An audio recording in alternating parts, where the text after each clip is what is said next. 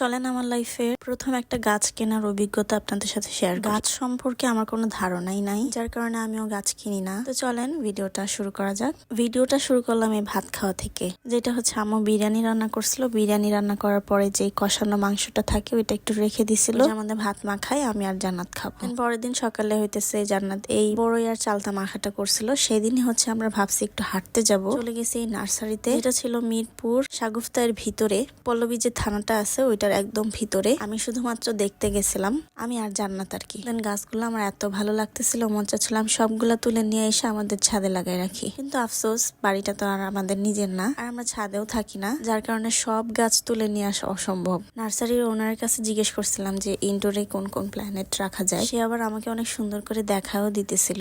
আমি এই জবা গাছটা নিছি, তবে এটা কিভাবে যত্ন করতে হয় কি করতে হয় আমি কিছুই জানি না। এইটা হচ্ছে স্নেক প্ল্যান্ট নাকি, যেগুলো ইনডোরেও রাখা যায়। আমার কাছে ভালোই লাগতেছিল, কিন্তু ফুল ছাড়া গাছ আমার কাছে কেন জানি ভালো লাগে না। এই যে আমাকে গাছের সাথে পরিচয় করাই দিতেছে, আমার না ভালোই লাগতেছিল সবগুলো গাছ এইভাবে দেখে। এগুলো সব হচ্ছে ইনডোর প্ল্যান্ট। এই যে এখন একটা দেখাবো, এই ফুল গাছটা আমার কাছে অনেক ভালো লেগেছে, যেটার নাম হচ্ছে বাটারফ্লাই ফ্লাওয়ার। হয়তো এই ফুলের নাকি সিজন এখনই, এরপরে হয়তো আর ফুল হবে না। তো ভাবলাম আর কিছু নেওয়ার দরকার নাই, যে একটা নিয়েছে এটা আগে একটু ভালোভাবে চর্চা করি, তারপরে দেখা যাবে। আমি ওনার কাছে ব্ল্যাক কালার রোজ চেয়েছিলাম, যেহেতু আমি ব্ল্যাক লাভার, তো আমার অবশ্যই সবকিছু কালো কালোই ভাল লাগবে। উনি বললো একটা ছিল, তবে সেটা হচ্ছে বিক্রি হয়ে গেছে। তো ভাবলাম আর থেকে কি করব, চলে যাই। বের হয়েছিলাম হাঁটতে, কিন্তু গাছের জন্য এখন রিক্সা নিয়ে বাসায় যাইতে হচ্ছে। ঝালমুড়িওয়ালা আঙ্কেল গাছ দেখে বলতেছে এটা নাকি দেশ গ্রামে একটা ডাল এনে মাটির মধ্যে লাগাই দিলে এভাবে গাছ হয়ে যায়, শুধু শুধু এত টাকা খরচ করা লাগে না। হয়তো উনি ঠিকই বলছে, কিন্তু এখন এখানে